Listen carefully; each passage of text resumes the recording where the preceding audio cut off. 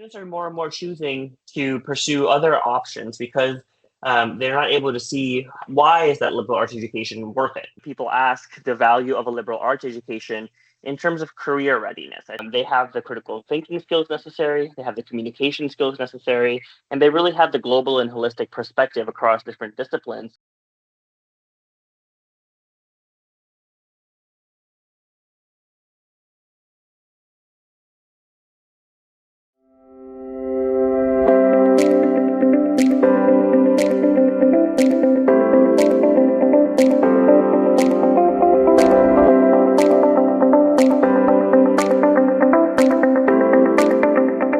I've already been very kindly introduced. The only thing I'll add is I, a few years ago, wrote a book with Wiley Publications on AI and the future of education. Um, and I'm working on my second book with them right now on the ethics of education technology, which should hopefully be out in May of 2026. And that does inform a lot of how I view the technology in general is figuring out how do we use that technology in ways that is complementary to our pedagogical goals in education, and not just use the technology for the sake of using the technology, which sometimes happens when something is new and flashy and exciting, which is the case with AI. I do also teach part-time uh, um, at a university that focuses on helping adult learners, so students who are over the age who did not get a chance to finish their bachelor's degree the first time around, achieve a liberal arts degree later in life. And so that has been a privilege of mine, which I'm very grateful for. Okay, so today, um, my I'm hoping to provide a broad overview of how I'm viewing the relationship between the growth of AI, a very traditional, a very tech-heavy growth, with what I think we need to do in order to continue to spread a liberal arts education globally. Um, to do that, I'll talk about what the opportunities and challenges of AI are for education, what it will mean to respond as educators to an AI world, and then hopefully leave you all with an existential imperative and some concluding thoughts about some hopefully that are hope bringing, because a lot of what I say will be pessimistic, just because I am worried. That's the quick preview of the talk. So to get us started, just I don't know the range of the audience's understanding of AI, so I'll start with a very basic overview, just so that we have some shared vocabulary. So when I talk about AI, I refer to the interdisciplinary field that tries to mimic human-like cognitive abilities, and so it's getting a machine the ability to learn, reason, problem solve, and decision make. That's hopefully what we all mean when we talk about AI. And the way the AI actually becomes possible or comes to life is through algorithms. Data is used to create patterns within that. Data is used to find patterns and then to use those patterns to replicate new things. In the past, when AI was used, it was often to identify patterns and relationships. And so the AI of 3-4 years ago that was popular usage was very good at sorting. It was very good at categorizing. And so, for example, if you gave it 20 pictures of cats, it learned what a cat looked like. And then if you said this is a cat or a dog, it was able to tell you, no, this is a cat, not a dog. What's changed in the last 3 or 4 years is that a new class of AI has become popular, that one that's called generative AI, and that's able to generate new content. And so instead of just telling you if it's a picture of a cat or a dog, it's actually able to make a new picture of a cat based on its data set of what a cat looks like. And similarly for text and images and music as well. And so it's actually able to generate new human-like content using those patterns that it's learning. That I kind of just explained. So I'll spare you all more information. I did see a hand that was up. So if folks do have questions, I'm more than happy to take them both during and after. I just don't know if there's an easy way for me to call on you if you raise your hand during. But if you try sending a chat message, I can see if I can go ahead and answer that. Okay.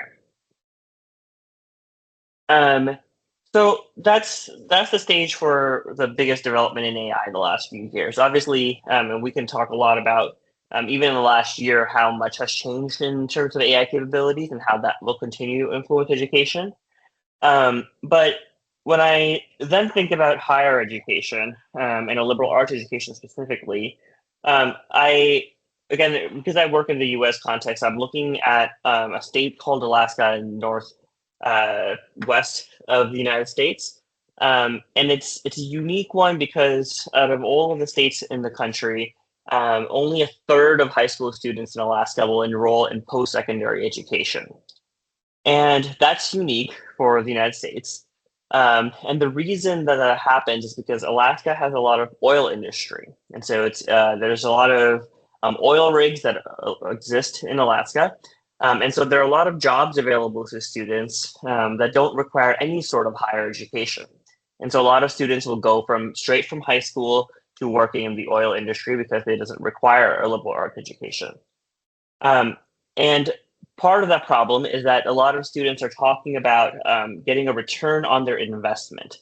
And that is sort of the language that we see. And that's difficult in the United States, again, in particular, because there's a high cost to getting a liberal arts education, especially at the higher ed level. And most students take out massive loans to do so. And that's not unique or, solely the case in the United States. But famously in the United States, the education costs astronomically more than most other, countries around the world in terms of what a liberal arts education in particular costs. And so that means that students are more and more choosing to pursue other options because they're not able to see why is that liberal arts education worth it? Why am I going to spend this much money and time getting it when I could, either go directly into industry or gain a more career trajectory education. So whether it be, get an education in STEM, get another sort of technical education, and then pursue that for a career path if their ultimate goal is career readiness. The the larger problem that I'm hoping to solve is helping us figure out how do we tell students the importance of a liberal arts education, and that's a great example of seeing that problem is in the state of Alaska in the United States, where comparatively to other states, it has a very low enrollment in even post-secondary education in general. Only a third of high school students enroll in post-secondary education. And that's largely because in Alaska, there's a lot of oil drilling. And so students have the option to pursue pursue career paths without any sort of higher education. And so when education costs a lot of money and takes a lot of time, students are asking, what is the return on my investment before they pursue any sort of higher education, especially liberal arts education? Now, that's not a new problem that's because of AI, nor is that a problem that is only in Alaska. Largely around the around the world, people ask the value of a liberal arts education in terms of career readiness. I think even if you can figure out, the benefits and joy of a liberal arts education, it is hard sometimes for people to connect the value of that liberal arts education with what is this going to mean for my career? What job opportunities will I have? And will I have more job opportunities if I pursue a non-liberal arts education? So what I'm hoping and what I'm working at doing is using AI as a moment for us to justify to our students and to society at large what the value of a liberal arts education actually is, and using AI to illustrate that. So one thing that you will notice with AI is that people initially, for the first few years, thought that, oh, this means now the growth of AI means that we need to push students even further into STEM-related fields. And as we're noticing job trends, we're noticing that the tech industry is already hiring less and less people.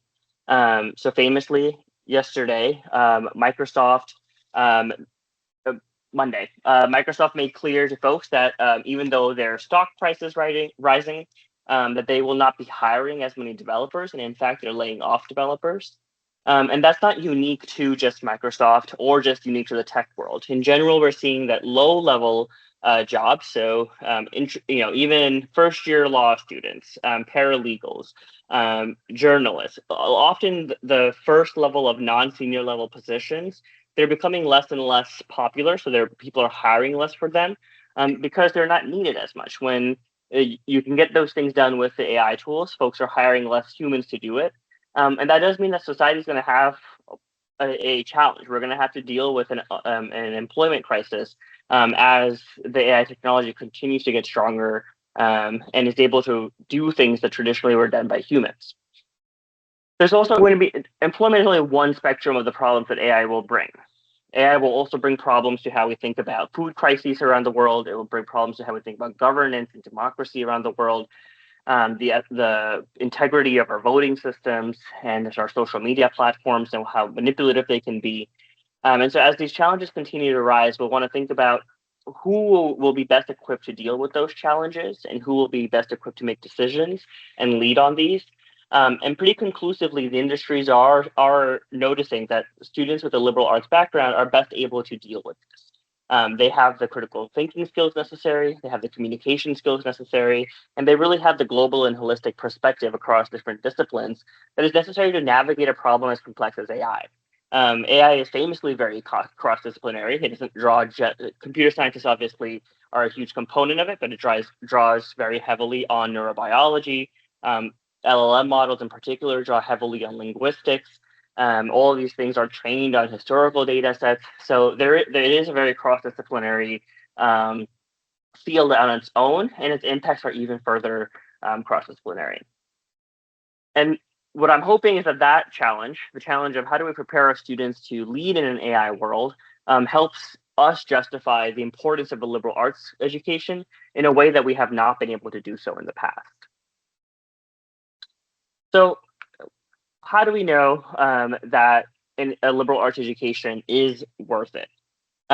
So we're already seeing that there's a high demand from employers for students with a liberal arts degree. And that's industry agnostic. And so it doesn't matter if you're, this is not just for applying in academia or applying in research or applying in fields that are traditionally thought of as liberal arts. This is across, tech industry, startups, biotechnology, cybersecurity, all sorts of those fields are valuing having a liberal arts background because it gives students the skills in communication, problem solving, and critical thinking. There's also one other aspect that a liberal arts education uniquely prepares our students for, which is the adaptability. And so because it is cross-disciplinary, because the idea is never that the liberal arts education is going to be the end-all be-all. And so it's not thought that, once you finish your liberal arts education, you're not going to go get a job in liberal arts, right? Like it is supposed to prepare you for any sort of job that you want to then pursue afterwards. And that sort of adaptability of I will have a breadth of knowledge and a breadth of skills and then be able to use them in whatever career I pursue is a very valuable skill set to have when the economy is changing so rapidly and will only continue to change more rapidly. Students who are entering high school probably in this fall, if not at least college, by the time they graduate their programs, the job industries are going to look very, very different than they are today. And that's only going to continue to be the case even in even more rapid years. And so in a few years, we'll say that about our seniors and say, oh, by the time they graduate, I think this year, we don't know what jobs will be available. And in that world, the adaptability is going to be crucial for them to actually have the ability to pursue career paths long term. But of course, education is not just about career readiness. There's also the aspect of civic engagement. And so when we think about liberal arts education, its foundation is in preparing citizens to be responsible members of their society.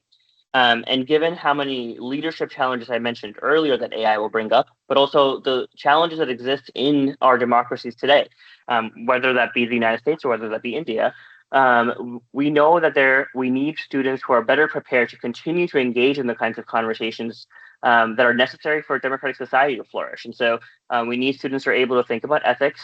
We need students who are able to think about their social responsibility. And we need students who are able to communicate with each other so that we can govern and continue to have a people-focused country, a people-focused government system. liberal arts education also generally brings in an understanding of what the core democratic principles are, thinks about the impact of their actions on a global perspective, and in general, it prepares students to become part of an informed and active citizenship in diverse societies.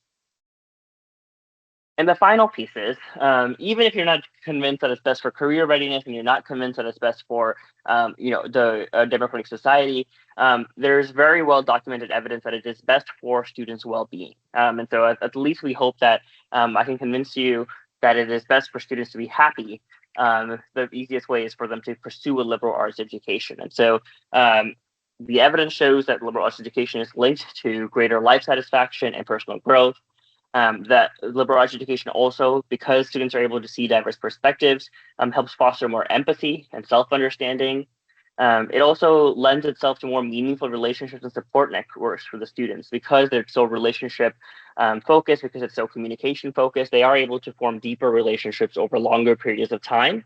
And it provides a sense of purpose for the student for much longer than just the time that they're in the school system. And that also is linked to higher life satisfaction in general. So in order to meet the justificatory burden that I was talking about earlier, we need to answer two questions. The first is, what's the relevance of our curriculum and practice in the age of AI? So why do we still teach what we teach when AI continues to be able to do a lot of what we teach? And then how do we convince students, parents, and society of that relevance? And we need to answer even if we can answer those first two questions, unfortunately, we will always have to answer what do our students need to navigate not just their careers, but also their lives in general in an AI-driven world. What is it that our students will actually need once they graduate from the doors of our schools? So there's a few opportunities that AI brings up. The first is that we can use this as an opportunity to recenter education on the liberal arts. And that doesn't mean that every student needs to be in a formal liberal arts program, but that all of our educational spaces can draw from the liberal arts in terms of how they approach different issues. And so interdisciplinary collaborations is a great opportunity. So work in AI itself shows us the value of interdisciplinary connections. It's it is itself an interdisciplinary field. It draws from linguistics, it draws from neurobiology, computer science, mathematics, history, literature, and that itself shows the value of interdisciplinary work in fostering, massive problem solving. It also gives us the opportunity to think about how we might innovate on our pedagogies. And so when we think about the types of assessments that were used prior to AI, at-home assessments, essay writing, those kinds of assessments might be less and less powerful as time goes on because the AI can do those assessments. And so you might worry about the integrity of those assessments outside of the classroom. But if we can move our education system more towards project-based learning and experiential learning and community engagement, we can continue to teach those core concepts, but in ways that still have value in an AI-driven world. This gives us the opportunity to continue to help our faculty work on interdisciplinary research and teaching. So teaching classes where there's faculty members from different disciplines. You have lecture from a different department every day, or you have two people collaborating across departments. Those kinds of things will help our students start to see the value of that interdisciplinary approach. And hopefully we can all continue to advocate for that value of liberal arts education to all stakeholders, because of course, educators are one part of that. But parents, society, funders, and students are also another part of that. We also have an opportunity to really focus on how we might prepare students for an AI world. And again, this is not a challenge for one particular class or one particular discipline, but we can start teaching the fundamentals of AI and the ethics of AI in different disciplines. We can bring in how AI works in different contexts within our discipline and talk about its impact on teaching history, its impact on teaching different parts of culture, its impact on politics within a political science class. And we can also start talking about its impact on the future of work within whatever career track makes most sense for our discipline. And so if you're teaching in a medical school, you can start talking about how AI will impact medicine. If you're teaching at a law school, you can start talking about how it might impact the legal field. And of course, that prepares them to use the technology in their field, but also starts giving them that perspective of how is AI going to reshape these industries, and what sorts of things will I need to learn and keep learning in order for me to be competitive and continue to hold employment. Okay. Before I keep going, does anybody have any questions?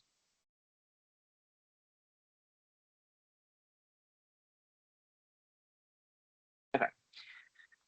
So yes, I think we can proceed. Yeah. Perfect. Awesome.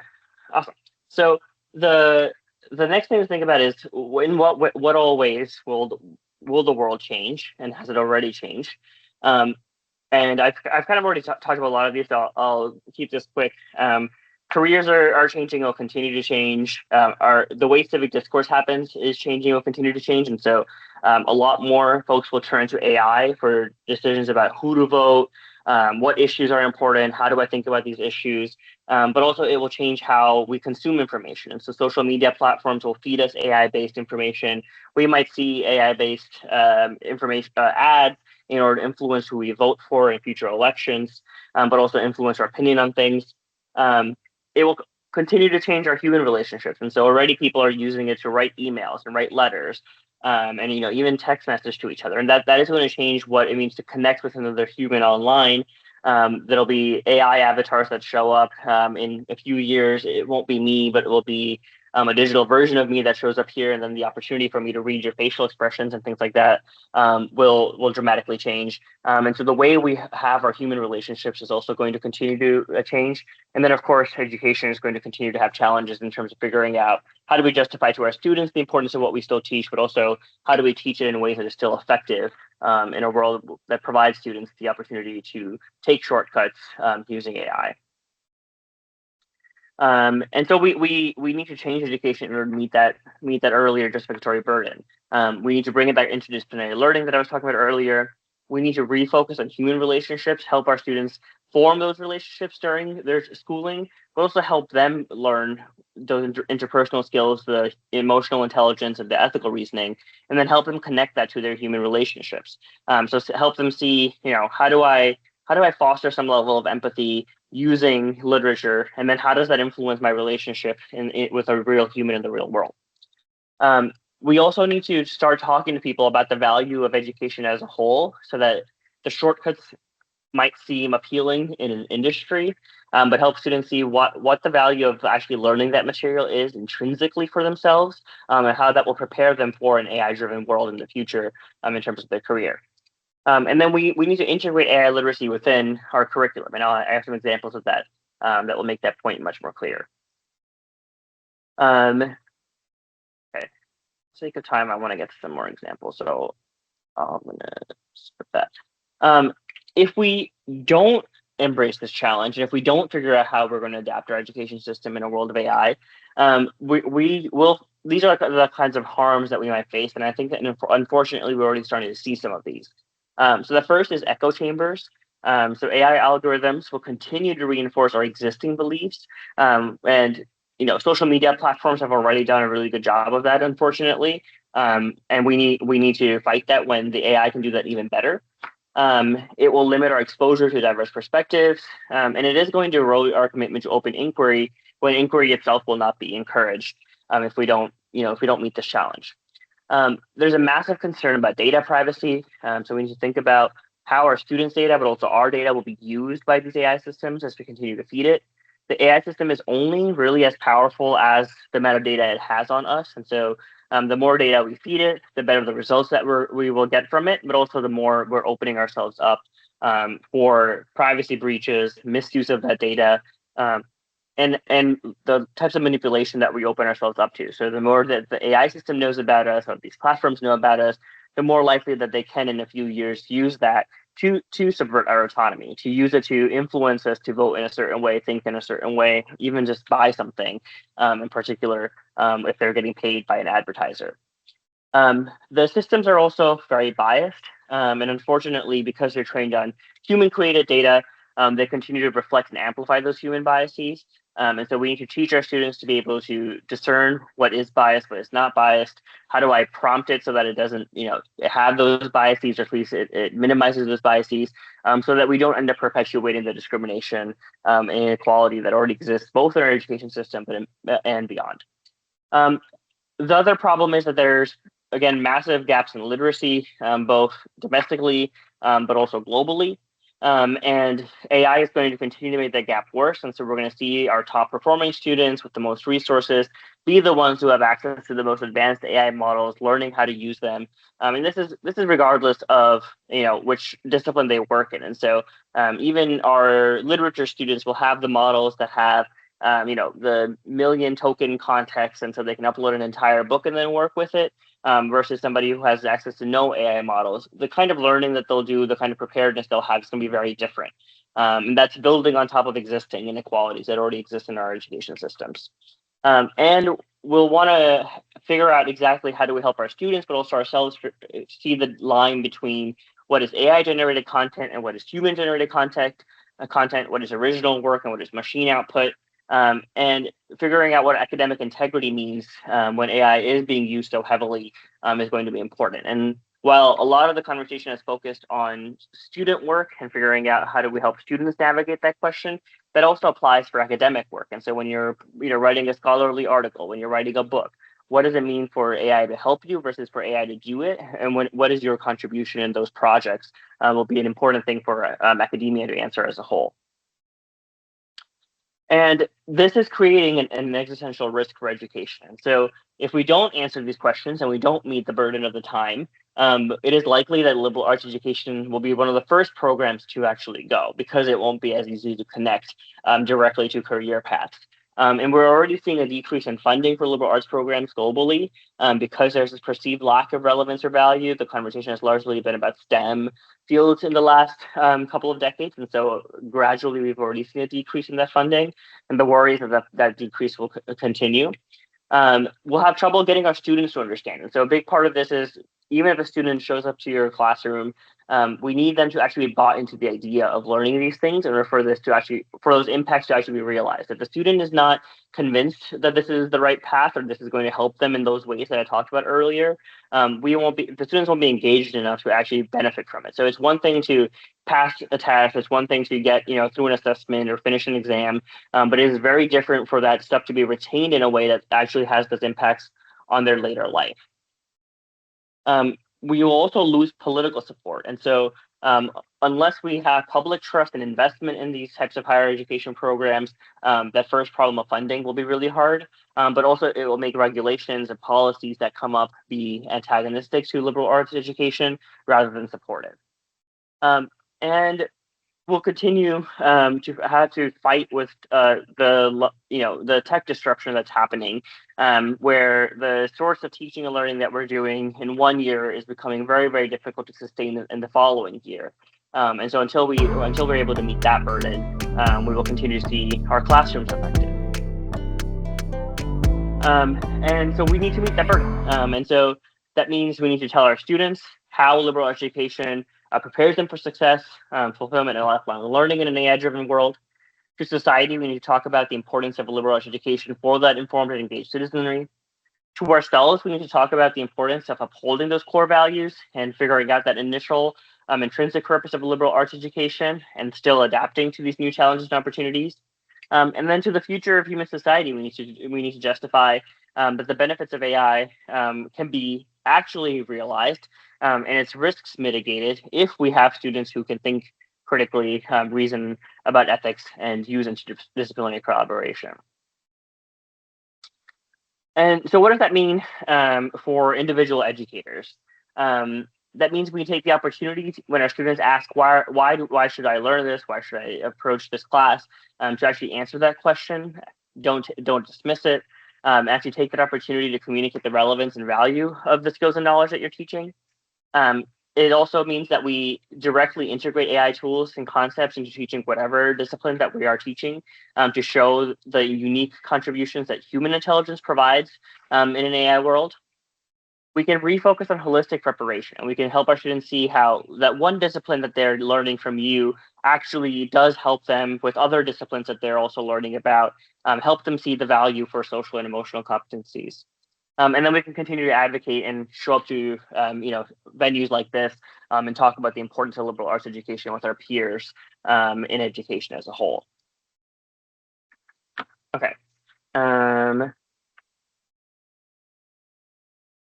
time-wise, I want to make sure that I leave enough time for questions. Yes, so we can take another 5 minutes, maybe. Perfect. Great. So I'm going to skip a few sections because I want to make sure that I get to some examples of what integrating these subjects with different disciplines might look like. And so we have to figure, STEM is obviously already figuring out its conversations around AI. And so you're seeing, programming classes and computer science classes figure out how to talk about AI, math classes, statistics classes. All of those applications are much more obvious. It's really about figuring out how do we integrate AI within our AI classrooms in particular. And so when we start thinking about, for example, art and music, we want to start talking about how AI is challenging the boundary between what is creative and what is not. What is art and what is music? Is it still art and music if AI is doing it? If it's trained on human-based input? Those kinds of conversations really do help students see what kinds of questions is AI bringing up for these industries.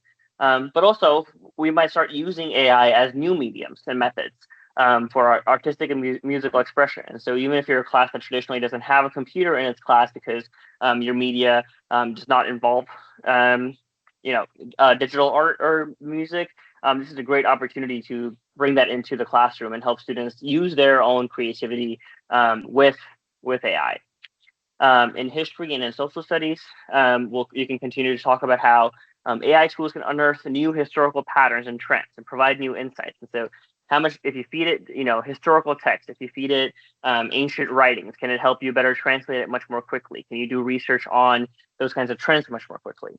And can we start grasping the types of development and advancements that AI is bringing from a historical lens and not just a technological lens? Can we compare it to other past technological advances that have happened and its implications for human society? And can we use that to understand what AI will do for us in the present and in the future? Even in health and physical education, when we think about biotechnology and ethics, you might think about what role will AI play in biotechnology? What are the ethical considerations that will bring up for medicine and how we think about diagnosing our patients? When we think about personal and public health, we want to think about how AI will impact personal health, whether it be fitness trackers and figuring out trends in our health data, but also when we think about public health in terms of modeling epidemics and figuring out public health campaigns to spread awareness about nutrition or a health crisis that we're having. In civics and government classes, we might help our students understand AI's implications for having informed discussions on policy and governance. Can we use AI to better be informed rather than be manipulated when we're having these important conversations about ethics and policymaking?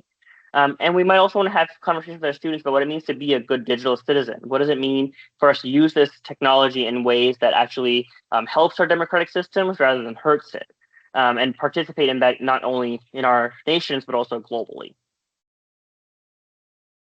Okay. I will share the slides because there's some more concrete examples, but I figure this is a good time for me to stop and we can start discussing some of these things.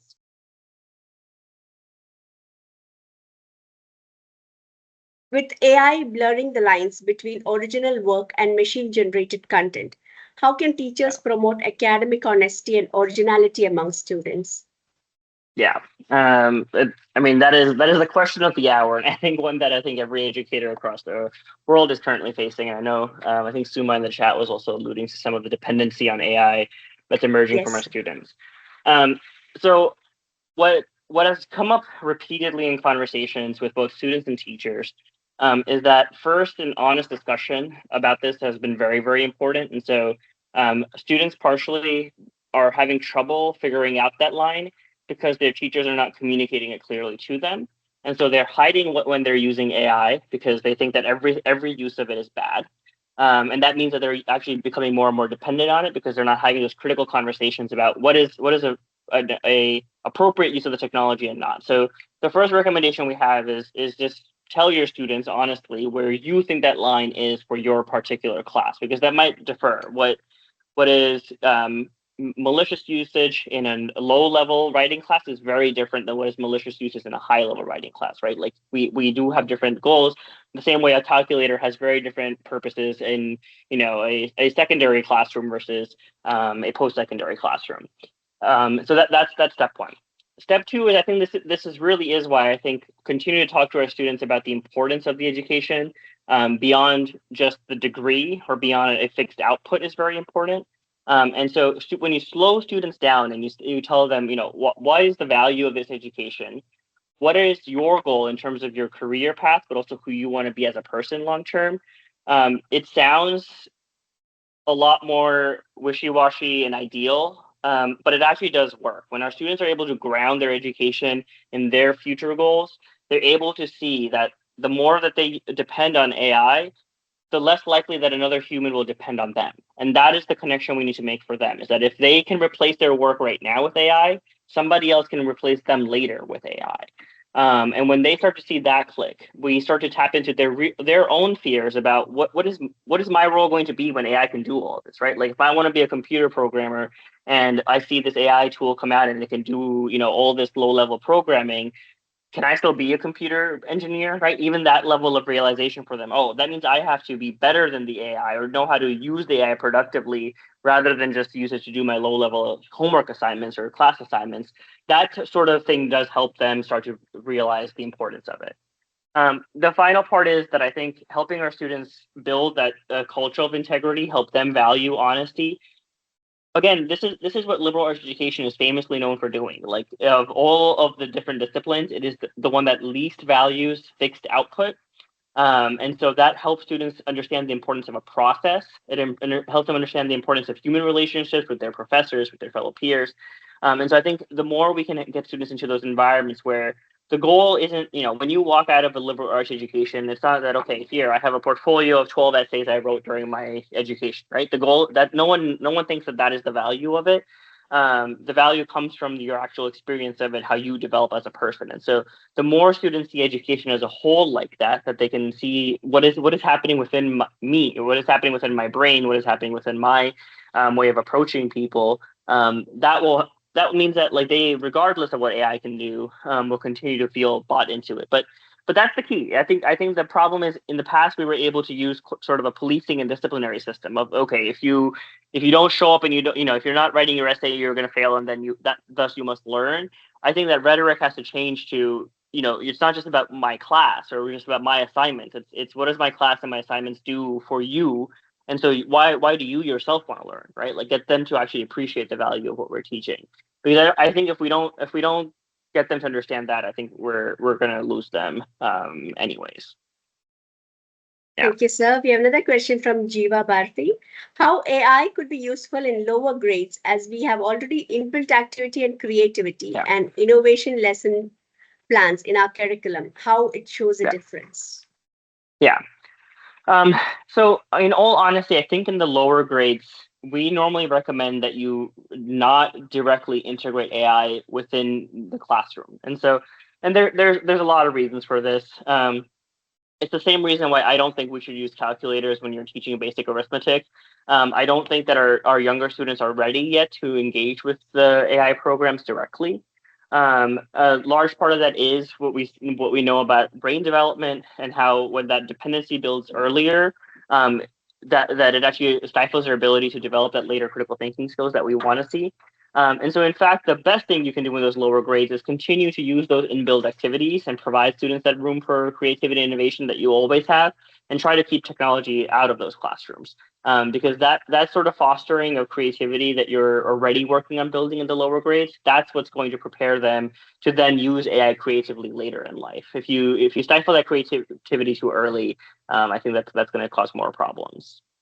So at the lower levels, it's probably best to be used primarily by the teacher to brainstorm more activities, figure out, make worksheets, make project plans, generate beautiful images, and then print them out or put them on the screen. But I wouldn't have students interact directly with AI models. Thank you, sir, for that explanation. So there are growing fears of job loss, especially in the light of recent events. So how can AI natives protect their jobs in today's environment? Yeah. This is one that I won't pretend I have the answer to. I think this is one that we're going to have to figure out as a society. I am optimistic that and that as are other people, that fields that are traditionally human oriented, and so fields that are very relationship based, such as politics, law, um, education, those fields will continue to have an importance for human relationship, and thus, even if the best AI tutor comes out, we will still know that our students grow best when they're with a human teacher, and so those fields I think will forever be protected. I do think that for the foreseeable future, we will want a human to be a judge of an AI system, and so even if the AI system becomes very good at diagnosing, you know. Medical issues, we will still want a doctor who communicates that to the patient, who uses that information, and who serves as a check on it. Because I think that fundamentally, we still don't know really how to trust in a tech system, especially for deep decisions like that. And so I think that in those cases, we will continue to value that human component of it. But I think this is where the lifelong learning comes into play. We all need our students to be able to kind of move along with the technology, and whatever our skill set is of the time, that's only going to be dependent on what technology exists. But I think that those deeper level skills of communication, of empathy, of ethical reasoning, decision making, communication, critical thinking, those will all continue to be there no matter what our hard skill is. Of okay, today I have a computer programmer, tomorrow I oversee 20 AI programmers, and in 3 years maybe I'm the CTO because all I have is AI programmers under me, right? Whatever that might mean. And as you progress, um, those fundamental skills will continue to remain important and set you apart. Yes, sir. Sir, Jiva ma'am has asked about then which Yeah. grade is good to start with AI inclusive? And is it the Yeah. middle class, second, or higher secondary grades? Yeah, that's again a great question. The way that we talk about it here, when I work with teachers, is for the lower grade levels, you do zero AI, and you focus on the building the fundamental skills. In middle class, you can start doing AI as a class, and so maybe you put it up on the screen, and you're all interacting with it. So you start to build some of that critical literacy. You say, oh, did that did the AI say this that makes sense? Does this look wrong? Is this biased? Those kinds of things you can start talking about as a classroom, but you're still interacting with it as a group to protect the data of our young students, but also do it in a safe way. And then I think by the time they get to that higher secondary level, that's when you start to give them individual access and say, now that you've learned these fundamental skills, now that you have already built some skepticism about AI, here's how you might use it productively. Here's ways that you can use it to brainstorm. Here's ways you can use it to study for your upcoming exam. Here's ways you can use it to foster your creativity that you worked in those earlier grade levels on developing.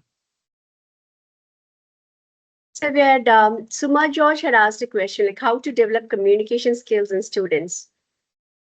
Yeah. I think this is another one where we have to figure out how do we make the most of our classroom time in order to provide students that opportunity to do so with instructor guidance.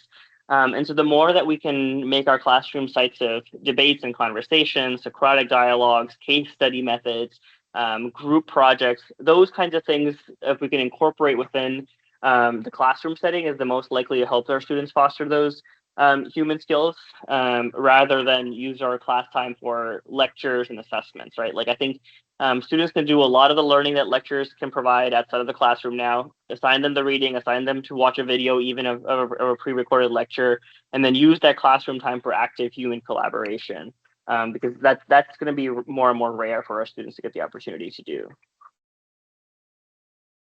Thank you, sir.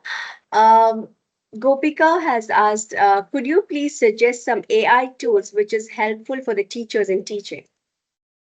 Yeah, so we used to recommend specific tools that are made for education. These days, we do a lot of professional development internationally on AI and like prompts. And so if you search my name, you'll find a lot of our free resources that exist. But what we like to tell teachers now is don't worry about finding a tool that's built just for educators. You can actually use ChatGPT, Gemini, Claude, any of the mainstream popular large language models. And if you know how to prompt it properly, which isn't as difficult today as it was 3 years ago, any of those tools can become effective for you to use in your teaching practice. And so all of our courses these days focus just on helping teachers learn how to use existing tools that are the biggest ones, because they're the most powerful ones. And so no matter, there are specific tools that pop up from time to time that are very focused just on teachers, but they're limiting, and that's not what your students are using when they're on their own. And so it's best that you learn to use the same tools that your students are already using, which will be those top, the top most accessible tools that are out there. Thank you, sir, for that. Yeah. So, how can teachers integrate STEM and AI topics into liberal arts subjects without losing their sense of creativity and critical reflection? Yeah. So these are some of the examples that I was trying to show at the end, where we can start having conversations about how the technology impacts the actual discipline, and then use it productively in the discipline. So the example of what is art, is something that AI produces art or not. Having those conversations help students start to see the value of human produced art. Um, but also then figuring out how can a student use something generated by AI to be the starting place for their art, or use it to remix the music that they're making, right? Like trying to figure out what both the conversations that we can have about how AI and technology impacts that creative field, but also can that AI tool, or can any AI tool be used to increase that creativity rather than sacrifice it, I think are the two probably first steps. So, in the context of multidisciplinary learning in liberal arts, is it possible to attain mastery in a particular subject while studying multiple disciplines? Does this approach reduce the chance of becoming an expert in any one field? Yeah. I mean, this is historically the biggest criticism of liberal arts education in general, right? So I think folks think that the breadth of knowledge, it comes at the sacrifice of expertise. But in fact, I think that is the strength of the liberal arts education, especially in a rapidly developing world. And so the biggest problem, what's scarier to me, is developing a very in-depth level of expertise in one discipline, because that level of hyper specificity won't allow that adaptability that we will need as technology continues to grow. And so because I can't answer what jobs will exist in 2 years or 4 years or 6 years, or what challenges the latest AI technology will bring to society at large, it is better that you have that adaptability to learn new things, and so that whatever knowledge you need or skills you need later, you can pick those up as you need them, rather than become so hyper focus that be the only domain in which you have any expertise. So it's better at this point, especially, it is better to build that foundation in multiple different disciplines, and then kind of adapt what you develop strengths in as the society and technology develops, more so than commit to something very early on, and then struggle to figure out how you remain relevant when everything else around you is adapting. And with the liberal arts education, you are what I would say is you're developing expertise in being human, right? Like that is what you're becoming an expert at, that I think a lot of other paths do not allow you to do. And so when you're building expertise in human communication and empathy, and that higher level of reasoning, that is developing in-depth mastery of something. So, if you could redesign one aspect of India's current education system to make it more liberal and future ready, what would it be and why?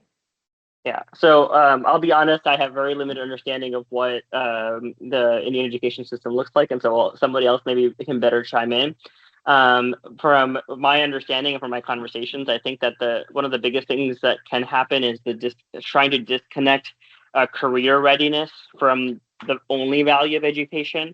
And so I think often conversations, especially in India, do center on how does this degree get me to this job. And of course, that is an important part of how we think about education anywhere. But I think that helping disconnect that the only value of our education is not just in this XYZ job that I want to pursue, But in fact, in my holistic development as a person, both for my family and my friends and my local society, but also how I contribute to the larger democratic project of India, that would be more valuable, I think, to help students see the value of that type of education.